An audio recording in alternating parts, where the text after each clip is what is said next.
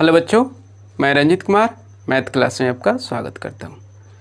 बच्चों, आज हम लोग क्लास 10 के एक्सरसाइज 5.2 का अध्ययन करेंगे। बच्चों, एपी से संबंधित और वीडियो डाला जा चुका है, जो बच्चे नहीं देखे हैं उसे देख लें। बच्चों, चैनल पे अगर आप नए हो तो आप इसे सब्सक्राइब कर लें, साथ ही बेल आइकन को दबा दें, जिससे हर नोटिफिकेशन आपको समय से मिलता रहे। आइए बच्चों, आज की क्लास शुरू करते हैं। प्रश्नावली 5.2 का क्वेश्चन नंबर 13 दिया है, 3 अंकों वाली कितनी संख्या 7 से विभाज्य है। तो बच्चों, 3 अंक की संख्या शुरू कहाँ से होती है? 100 से, और यह कहाँ ख़त्म होती है? 999 पर। इसके पहले की बात करें तो 2 अंकों की संख्या हो जाएगी 99, यानी कि 2 अंकों की संख्या। इसके बाद की बात करें तो 4 अंकों की। तो हमें तो ज़रूरत किसकी है? 3 अंकों की। और उसमें कंडीशन क्या डाल दिया बच्चों? जो 7 से विभाज्य हो। तो सबसे पहले बच्चों, 100 तो 7 से विभाज्य होगा नहीं। इसके लिए हमें 14 सतह 98, यानी कि तो 15 सतह 105, यानी कि हमारा पहली संख्या जो 7 से विभाजित होगी क्या मिल जाएगा? 105। 105। फिर इसमें हम 7 जोड़ें तो 112, इसमें 7 जोड़े तो 119। अब अंतिम संख्या हमको बच्चों खोजना है जो 7 से विभाज्य हो। तो उसके लिए हम अंतिम के लिए क्या करें? 999 में हम 7 से भाग दे दें, अर्थात डिवाइड कर दे। तो 7 एकम 7, 2 पर 9, 7 चौके 28, 1 पर 9, 7 दूना 14, यानी कि शेषफल क्या आया? 5। अब इसी 5 को हम क्या करें बच्चों? 999 में से घटा ले। 9 में से 5 गया 4, 9। या बच्चों हमारा रफ काम है, यानी कि अंतिम संख्या हमको क्या मिला? 994। तो यह रफ काम कर लीजिएगा। सबसे पहले अब देखिए बच्चों, 3 अंकों वाली संख्या भी हो गया, और यह सभी जो संख्याएं हैं वो 7 से विभाज्य है। 105, 112, 119 डैश 994। सबका डिफरेंस करोगे तो 7 ही आएगा, यानी घटाओगे ना दूसरे में से पहला, तो कह सकते हैं कि ये एपी का योग क्रम तैयार हो गया। तब प्रथम पद यानी कि ए क्या प्राप्त हो जाएगा? 105। सार्वंतर डी, तो दूसरे में से पहले को घटाते हैं, यानी कि 112 माइनस 105, तो घटेगा तो क्या प्राप्त होगा? 7। तो प्रथम पद ए हमको मिल गया, सार्वंतर डी हमको मिल गया। अंतिम पद यहाँ पे क्या है?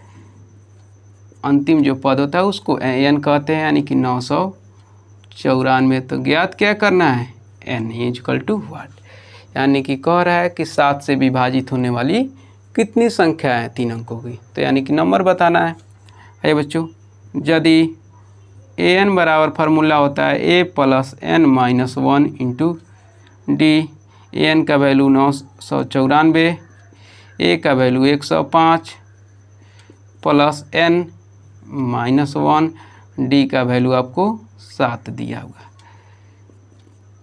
या 994, या प्लस इधर आएगा तो माइनस हो जाएगा। 7 में एन से गुना करेंगे तो 7n। अब इसी 7 से 1 में भी गुना करेंगे तो -7। ठीक है बच्चों, घटाएंगे तो 14 में से 5 जाएगा 9, और यह बच्चा 8, और 9 में से गया 8, यानी कि 889 इक्वल टू 7n माइनस 7। अब 889 माइनस में 7 इधर है तो इधर जाएगा तो प्लस हो जाएगा इक्वल टू 7n। जोड़ेंगे तो 9 7 16 के 6, हासिल 1, 8 1 9, यानी कि 896 इक्वल टू 7n। 7 जो n के साथ गुणा में इधर आएगा तो भाग हो जाएगा इक्वल टू n। 7 से काटेंगे, 7 एकम 7, 1 पर 9, तो 7 दूना 14, 5 पे 6, 7 8 56। आप अलग इसको डिवाइड कर सकते हो, इसलिए n का वैल्यू आपको क्या ज्ञात हुआ? 128। यही आपका आंसर हुआ, यानी कि कह सकते हैं कि 3 अंकों की संख्या जो 7 से विभाजित होगी वह कितनी है? 128 है। ठीक बच्चों, आइए अगला क्वेश्चन देखते हैं। आप इसका स्क्रीनशॉट ले लो।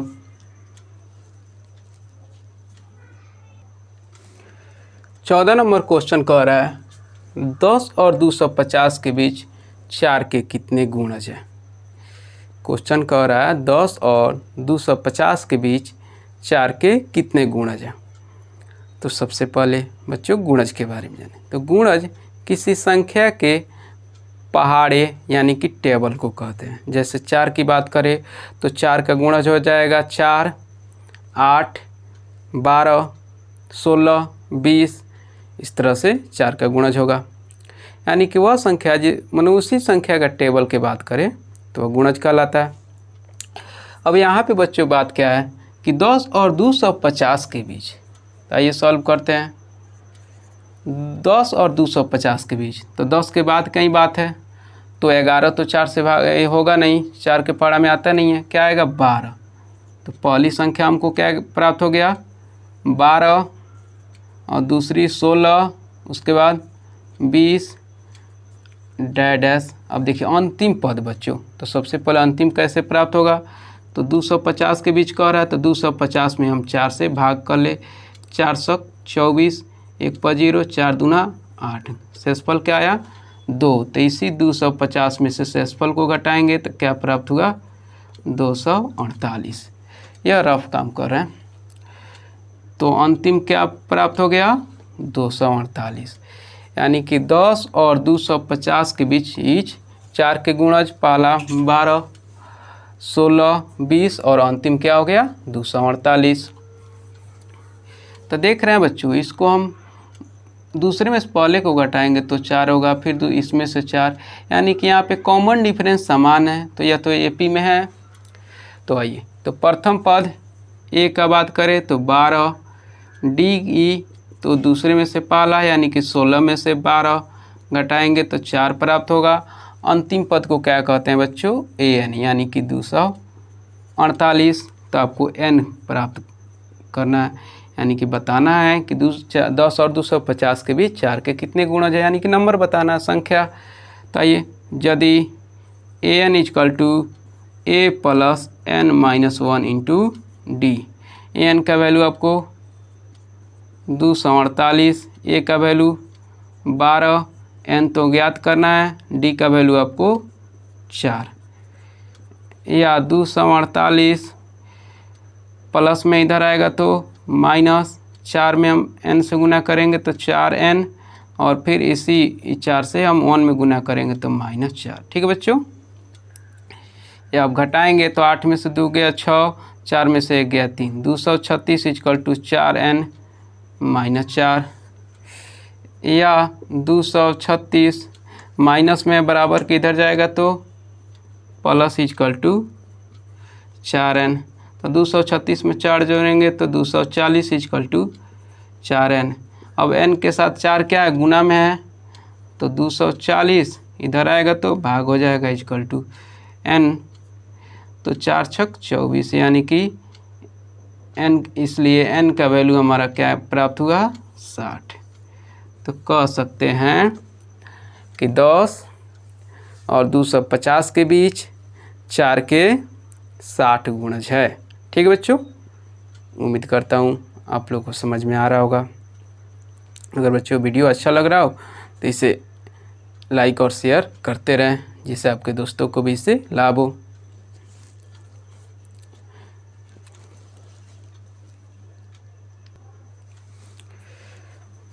पंद्रह नंबर क्वेश्चन क्या कह रहा है बच्चों, n के किस मान के लिए दोनों समांतर श्रेणियों 63, 65, 67 डैश और 3, 10, 17 के nवें पद बराबर होंगे।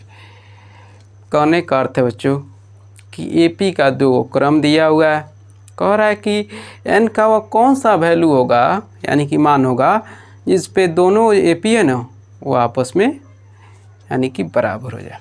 तो आइए बच्चों सॉल्व करते हैं।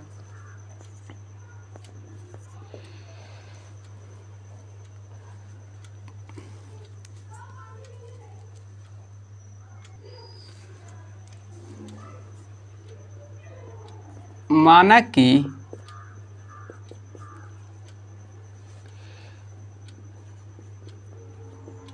पहले एपी में यह जो बात करें इसका, इसमें ए इक्वल टू कितना हो जाएगा बच्चों 63, डी क्या हो जाएगा तो दूसरे में से पाला यानी कि 65 में से 63 घटाए तो क्या प्राप्त हो जाएगा 2, और अंतिम पद क्या हो जाएगा यानी कि nवां पद बात करो, nवां पद इक्वल टू an। हम इसे सबको स्मॉल से सूचित कर रहे हैं, ठीक है बच्चों। यह जो एपी का क्रम है ना, इसमें सबको हम स्मॉल लेटर से, ठीक है। अब इसमें देखिए फिर दूसरे एपी में ए इक्वल टू, इसको कैपिटल लेटर से 3, डी इक्वल टू, तो दूसरे में से पाला यानी कि 10 में से 3 घटाएंगे क्या प्राप्त होगा 7, और अंतिम यानी कि nवां पद कहे तो nवां पद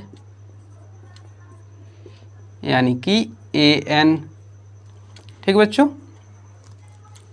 nवां पद an। अब प्रश्न से क्या कह रहा है कि दोनों का nवां पद क्या होंगे बराबर, यानी कि an इक्वल टू an, यानी कि जो पहले एपी है और साथ ही दूसरा एपी, पहले को हम लोग स्मॉल लेटर से यानी कि छोटा और दूसरे को बड़ा यानी कि लेटर से। आइए तो an का फॉर्मूला क्या होता है बच्चों a plus n minus 1 into D, और इसका भी वहीं, तो a plus n minus 1 into D. तो इसमें हम लोग बड़ा का इस्तेमाल करें। अब पहले एपी वाला यह है तो इसमें a का वैल्यू क्या है बच्चों 63, n तो ज्ञात करना है, d का वैल्यू क्या है बच्चों 2। अब इसमें a का वैल्यू बच्चों 3 प्लस n तो ज्ञात करना है, d का वैल्यू 7। आइए देख लें तो 63 प्लस 2 से n में गुना करेंगे तो 2n, और इसी 2 से हम 1 में गुना करें तो माइनस 2 हो जाएगा। फिर 3, 7 से हम n में गुना करेंगे तो 7n, और इसी 7 से 1 में गुना करेंगे तो माइनस 7, ठीक है बच्चों। अब देखिए यह प्लस में है और यह माइनस में है, तो 63 में से हम 2 को घटाएंगे तो क्या हो जाएगा 61 प्लस 2n। अब आइए यह देखिए प्लस में है यह माइनस में है, तो ये दोनों को सॉल्व करेंगे तो प्लस माइनस माइनस, यानी कि 7 में से 3 घटाएंगे 4, बड़ा 7 है तो उसके आगे वाला चिन्ह यानी कि माइनस लगाएंगे, प्लस 7n, ठीक है बच्चों। अब आइए अंक को अंक के पास भेजिए और चर को चर के पास, तो 61 या माइनस है ये तो इधर आएगा तो प्लस हो जाएगा, 7n अपने जगह पे है, 2n को उसके पास भेज दिए, प्लस है तो माइनस हो जाएगा। 61 में 4 जोड़ेंगे तो 65 हो जाएगा, और 7 गो n में से 2 गो n घटाएंगे तो 5 गो n हो जाएगा। अब देखिए n के साथ 5 क्या है गुना में है, इधर आएगा तो भाग हो जाएगा इक्वल टू n, तो 5 से 13 बार में काट दो, 13 पचे 65, इसलिए n का वैल्यू बच्चों क्या आ गया 13, यही आपका आंसर हुआ। उम्मीद करता हूँ बच्चों आप लोगों को समझ में आ रहा होगा। आप इसका स्क्रीनशॉट ले लो।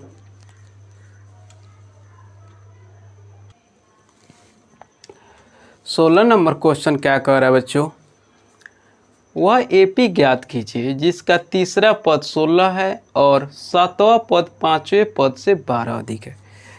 मतलब एक एपी का क्रम ज्ञात करना है जिसमें तीसरा पद आपको 16 दिया है और 7वां पद 5वें पद से 12 अधिक दिया हुआ है। ठीक बच्चों, आइए सॉल्व करते हैं। माना कि एपी का प्रथम पद ए सार्वंतर डी है। ठीक बच्चों, एपी के प्रथम पद को ए मान लिए और सार्वंतर को डी मान लिए। यदि क्या दिया हुआ है तीसरा पद कहे तो बच्चों A3 कितना दिया हुआ है 16, तो A3 को हम क्या लिख सकते हैं A plus 2D equal to 16। तो पहले भी बच्चों आपको बताए थे A3 को हम A प्लस 2D क्यों लिखते हैं, तो A3 यानी कि A plus n minus 1 into d. A n का वैल्यू क्या है बच्चों 3 माइनस 1 इंटू डी, an लिखते हैं उसी n का वैल्यू हो जाता है। तो यानी कि a प्लस 3 में से 1 घटाएंगे तो 2d, तो डायरेक्ट हम लिख देते हैं कि A3 को हम a प्लस 2d। ठीक बच्चों, तो यह A3 को हम a प्लस 2d लिख सकते हैं इक्वल टू 16, समीकरण 1 मान लें इसको। फिर प्रश्न से क्या कह रहा है बच्चों, AP का 7वां पद यानी कि A7 जो है ना, या AP के 5वें पद से 12 अधिक का बात करें तो प्लस जोड़ते हैं। अब आइए, या A7 प्लस इधर आएगा तो माइनस इक्वल टू 12। अब A7 को हम A प्लस 6D लिख सकते हैं और इसको हम A प्लस 4D लिख सकते हैं A5 को equal to 12। A plus 6D और माइनस इस प्लस को ही माइनस कर देगा यानी कि minus A plus minus minus minus 4D equal to 12। अब देख रहे हैं बच्चों यहाँ पे A प्लस में और यहाँ पे माइनस में, तो इसको कैंसिल कर दे तो 6 गुडी यहाँ पे 4 गुडी, तो 6D माइनस 4D हो गया इक्वल टू 12। 6 गुडी में से 4 गुडी घटाएंगे बच्चों तो 2D इक्वल टू 12, तो D इक्वल टू 12 बटे में 2, गुना में इधर जाएगा तो भाग तो 2 छक 12, इसलिए D का वैल्यू क्या हो गया आपको 6।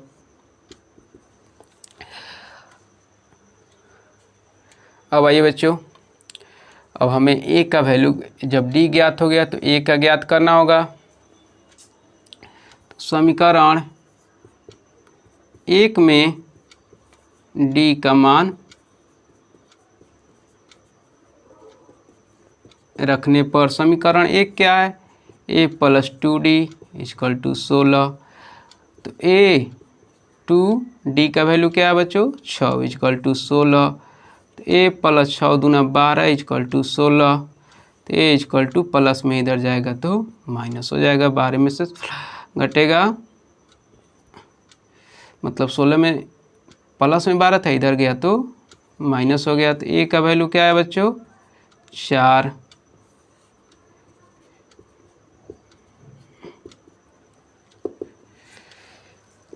आपको अब D का भी वैल्यू ज्ञात हो गया, A का भी वैल्यू ज्ञात हो गया, तो आपको क्या ज्ञात करना है कि वह AP यानी कि अब AP को हमको ज्ञात करना है। तो बच्चों आप इसका स्क्रीनशॉट ले लो।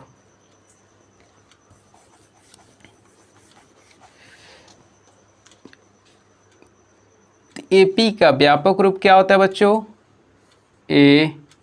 A plus D, A plus 2D, A plus 3D, 4 ही पद तक रहने दे रहा है। A का वैल्यू क्या है बच्चों 4 और यह A का वैल्यू 4, D का वैल्यू बच्चों 6, फिर यहाँ पे A का वैल्यू 4 2 गुने 6, A का वैल्यू 4 3 और D का वैल्यू 6 ना है, तो यानी क्रम क्या हो गया 4 10, 6 दूना 12 में 4 जोड़ेंगे तो 16, 6 तिरका 18 में 4 जोड़ेंगे तो 22। तो यही बच्चों हमारा AP का क्या हो गया एक क्रम हो गया यानी कि वह AP हो गया। ठीक बच्चों, उम्मीद करता हूँ बच्चों इस वीडियो में आपको जो भी पढ़ाया गया वो समझ में आया होगा। बच्चों वीडियो अच्छा लगे तो इसे लाइक और शेयर करना ना भूलें, साथ ही चैनल पे अगर नए हो तो इसे सब्सक्राइब कर लें। धन्यवाद बच्चों।